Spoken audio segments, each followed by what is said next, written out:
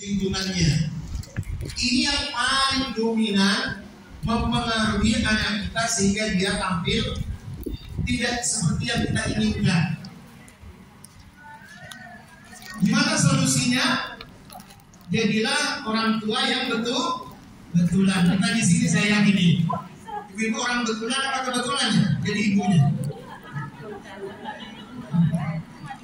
Dengan jangan kita jadi orang tua yang sebetulnya enggak maunya si Ustaz ya, maunya si Ustaz belum inginnya belum punya anak, tahu kok hamil gitu.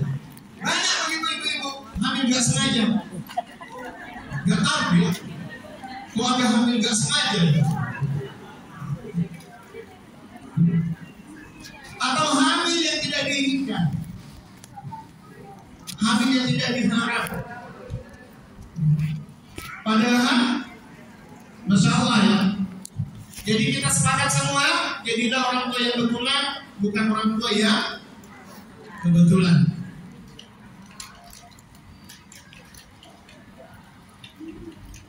Ingin jadi orang yang tua betulan, berat itu ya. Kalau kita buka Al-Quran, setidaknya ada 4. Dirimu sebagai pelindungnya. Pelindungnya itu menjamin makan minumnya, ya, tempat tinggalnya. Kamu juga penanggung jawab. Kamu juga pendidiknya. Kamu juga contoh yang baik untuknya. Setidaknya peran orang tua itu 4 ini: melindungi, bertanggung jawab, mendidik, dan menjadi contoh yang baik. Kalau pada suami apa? Kamu jawab. Pada suami berbakti. Pada orang tua pada suami, pada orang tua boleh sama. Pada suami ini salah ini. Pada suami berbakti pada orang tua, membahagiakan.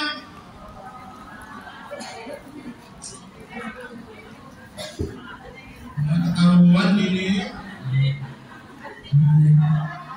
Baktimu pada suamimu, ya. Membahagiakanmu, tugas membahagiakan pada orang tuamu. Suami baktinya pada ibunya. Pada istri membahagiakan. Apa tugas suami kepada istrinya? Membahagiakan istri. Apa tugas suami pada ibunya? Berbakti pada ibu. Jangan campur ya. Tugas suami pada ibunya berbakti. Jangan sampai ada suami berbakti pada istrinya. Apa tugasmu? Saya berbakti pada istri saya, Ustaz. Itu namanya suami-suami takut. Tapi bukan yang 2 ini. Ini 2 ini berbakti pada ibunya, tapi komitmen membahagiakan istrinya. Jadi itu tugas kita ya. Jelas semua ayat-ayatnya, hadis-hadisnya. Ya ayyuhalladzina amanu qu anfusakum wa ahlikum nara. Bahwa peran orang tua itu melindungi anaknya, bertanggung jawab pada anaknya, mendidik anaknya, role model yang baik pada anaknya. Oke. Coba jawab jujur. Berat mana? Mencari nafkah atau mendidik? Tahu begitu ya? Tahu kan? Tapi yang paling sibuk kita ngapain? Jadi dirimu itu cari yang mudah-mudah kan? Jadi orang tua saat ini hobinya cari yang mudah-mudah, yang ringan-ringan. Kalau diakui mendidik itu berat, mencari nafkah itu mudah. Banyak orang sibuk yang menafkahi anaknya tapi tidak sibuk mendidik anaknya. Banyak orang tua yang sibuk menafkahi anaknya tapi tidak sibuk mendidik anaknya. Saya kasihan sama bapak dan ibu. Udah capek-capek Kalau ibunya Masya Allah bagi tugas luar biasa, sampai 3 jaket hancur antar jemput anaknya selama 6 tahun. Kalau pakai sepeda. Jadi lebih berat mana Bapak? Menafkahi anak atau mendidik anak? Mendidik anak. Jadi selama ini dirimu milih yang paling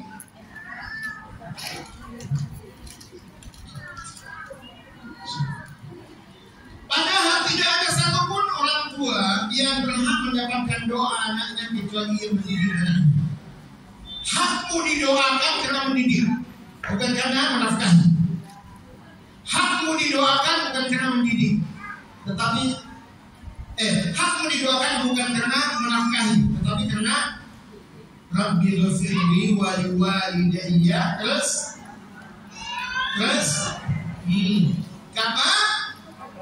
kama sebagaimana dia mendidikku.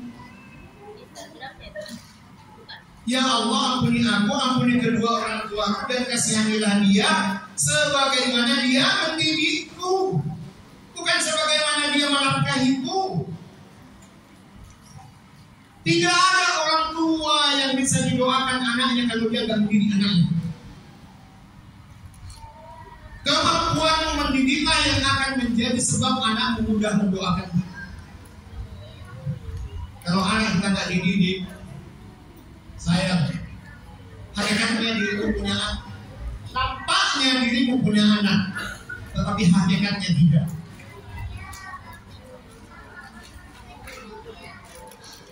Ibu-ibu, apa yang pertama kali muncul di pikiranmu ketika nyebut anak? Anak apa? Apa yang muncul? SPP? Anak.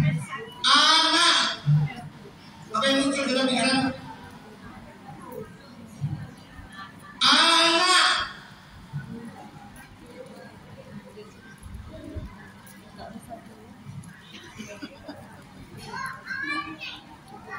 Ya ibu, yang pertama kali muncul coba sebutkan. Anak. Tanggung jawab. Anak.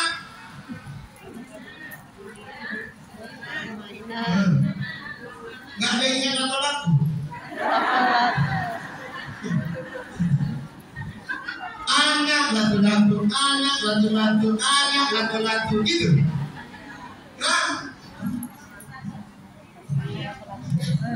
banyak di antara kita persepsi dia ketika ada di sebelum anak itu udah beban. Anak. Coba bayangkan, ada ibu-ibu setiap kali kita menyebut anak apa kata dia? Anak. Tadi itu yang diam-diam itu kita semua. Ya. Kalau disebut kata anak justru istighfar. Kenapa coba? Terlalu banyak salah. Ya. Tapi sayangnya tidak ada ibu ketika Idul Fitri mencium minta maaf pada anaknya. Kamu duduk di singgah sana, nanti anakmu datang meminta maaf padamu. Ya maaflah, maka yang dosa siapa? Oke ibu, ada nggak ibu-ibu kalau nyebut anak di pikirannya kesel? Ada? Nah, ada nggak orang tua yang kalau disebut kata anak kesel? Yang kedua, astagfirullah. Yang istighfar tadi itu prestasi. Ya. Di antara tanda-tanda prestasi itu adalah kamu istighfar. Jadi kalau ada tadi yang istighfar nyebut anak itu di antara tanda-tanda mukadimah prestasi. Siap-siap untuk frustasi. Yang ketiga, marah. Nah, ibu, gimana pengalaman bersama menjadi anak? Nah,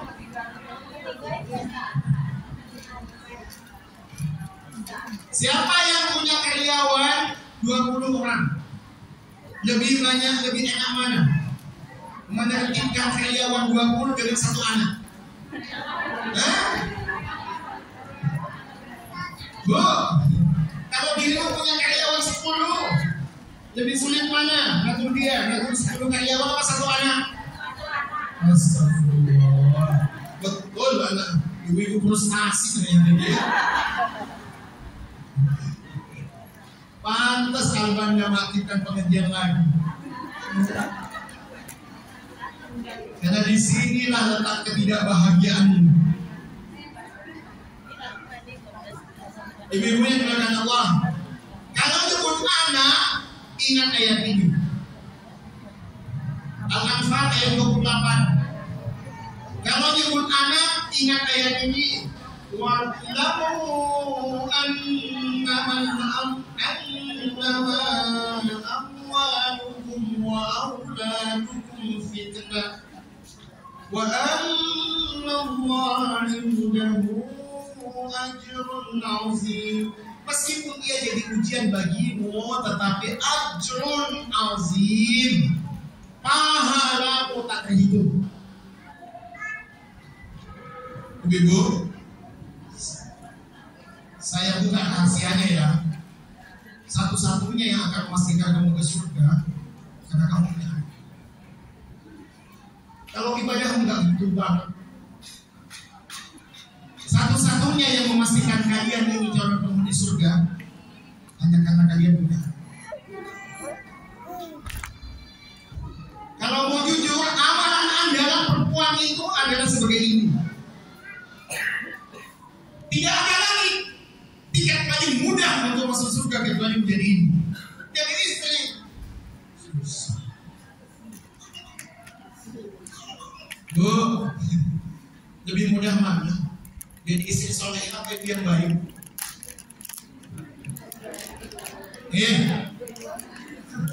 Mau ada bapak-bapak saksikan? Ya. Lebih susah mana?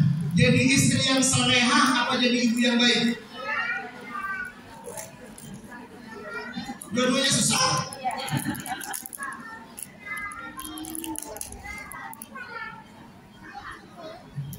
Dua hal itu sesuatu yang mesti.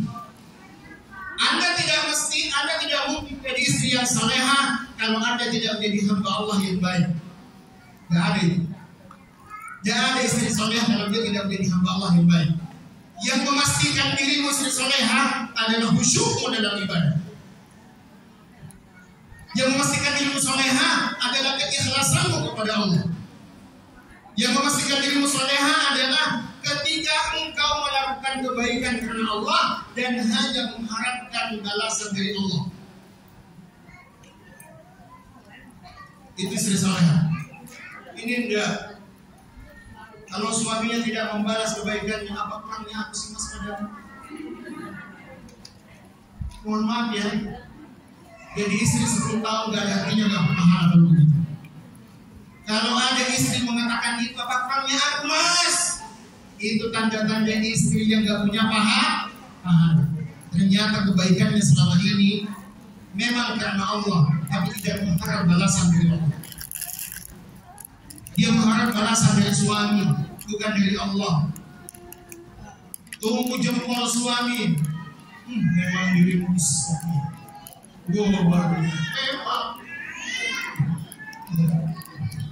Jadi tidak ada istri salehah kalau tidak menjadi hamba Allah yang baik, dan tidak ada ibu yang salehah kalau tidak menjadi hamba Allah yang baik dan tidak menjadi istri yang salehah. Coba ibu definisikan pada saya ibu yang baik itu. Ibu yang baik itu dua. Ketika mampu dirimu sebagai hamba Allah yang baik dan sebagai istri yang baik, baru menjadi ibu yang baik. Tidak ada ibu yang baik kalau dia tidak menjadi istri yang baik.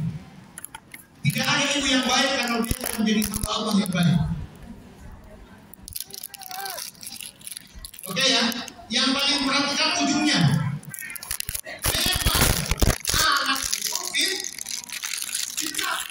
Anak itu ujian, anak itu masalah. Gak ada anak gak bermasalah, tapi di balik masalah itu Allah siapkan ajrun azim, pahala yang besar.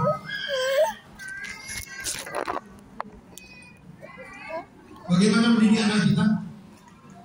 Pastikan kita didik dia dengan cara yang benar, dengan cara yang benar, dengan metode yang benar, kemudian di waktu yang benar.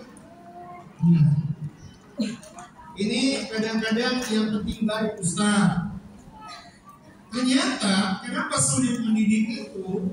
Sulitnya mendidik itu bukan semata-mata kita mesti baik,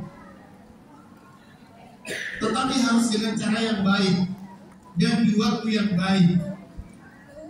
Mendidik anak itu bukan semata-mata baik, tetapi dengan cara yang baik di waktu yang, di situ beratnya mendidik. Dengan sesuatu yang benar. Pastikan semua kita didik anak kita sesuai Al-Quran dan As-Sunnah. Pastikan kita mendidik anak kita dengan metode yang benar. Pastikan kita mendidik anak kita di waktu yang tepat, momen dan saatnya sesuai dengan kondisi.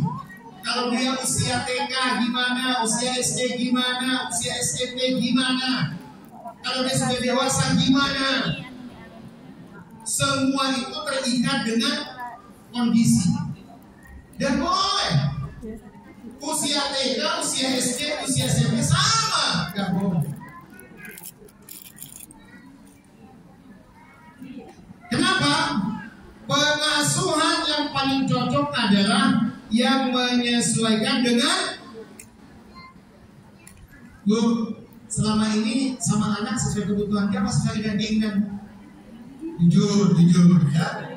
Selama ini dirimu mendidik anakmu sesuai dengan kebutuhannya apa sesuai dengan keinginanmu? Istighfar. Gak usah jauh-jauh. Masalah sarapan saja. Masalah sarapannya udah makan itu. Anaknya mau ujian, sarapannya tidak sesuai dengan yang dia inginkan. Ujar semua belajar, gak mau makan. Siapa yang membuat dia lemah nilainya? Turun nilainya siapa penyebabnya? Ibunya, bukan dia gak belajar. Makanya ibu kalau mau ujian anakmu sebulan sebelumnya kasih dapat sarapan pada dia. Nah, ujian hari pertama apa sarapanmu? Ujian hari kedua apa sarapanmu? Ketika catat semua, siapkan itu. Agar tidak ada debat sebelum sekolah.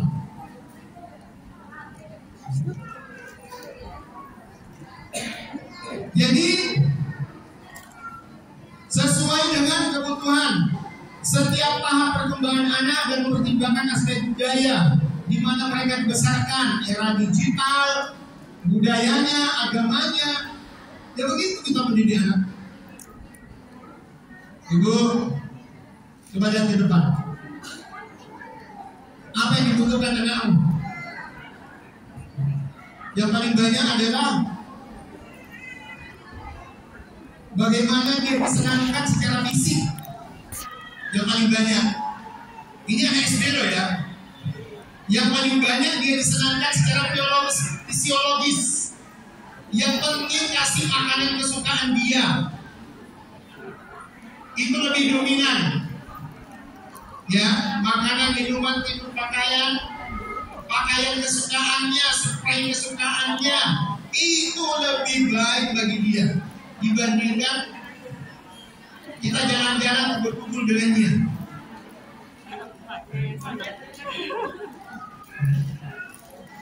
Dibandingkan surprise Spiderman itu lebih baik dibandingkan dia jalan-jalan berkumpul. Yang kedua, rasa aman. Ya, ini dibutuhkan yang kedua oleh anakmu. Rumah kita pastikan aman. Meskipun saat ini heboh dengan isu apa tadi pencurian anak ya, pastikan rumahmu aman. Yang ketiga sosial. Akui anakmu secara sosial. Dibawa dia jalan-jalan ke pamannya, dibawa jalan-jalan ke neneknya. ajak dia untuk berinteraksi dengan yang lain. Itu dia butuhkan. Kemudian yang berikutnya apa? Apa itu? Kalau anak kita telat bangun, diomelin. Kalau tepat waktu bangun, diomelin kan. Gak ada.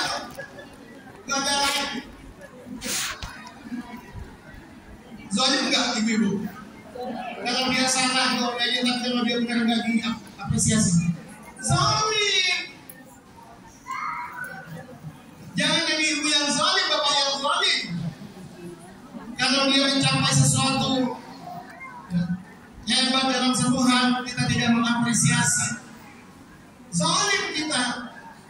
Nah, yang pertama adalah dia butuh aktualisasi diri. Makanya kenapa lato-lato itu ya? Coba atau sudah baca Mapan Lato-Lato? Sudah baca Mapan Lato-Lato? Sangat. Meskipun bikin benjol gak apa-apa. Resiko memang menikmati sesuatu ada risikonya. Jangan kira nikmat itu gak ada tantangan, ya tambah nikmat kalau ada tantangannya. Iya kan? Jangan kan dia ibunya di tengah malam gini-gini.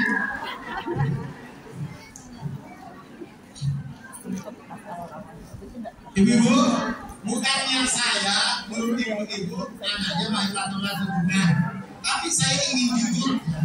Kita ingin jujur sebagai orang tua, karena heboh. Oh katanya lato-lato itu budaya PKI atau macam lah, ya.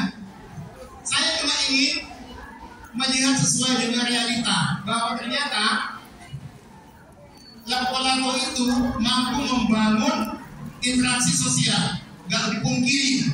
Gak ada orang yang asal sendirian lato-lato, gak ada. Iya gak? Ada gak anak-anak masuk kamar sendirian begini-gini? Gak ada. Makanya lato-lato itu membangun semangat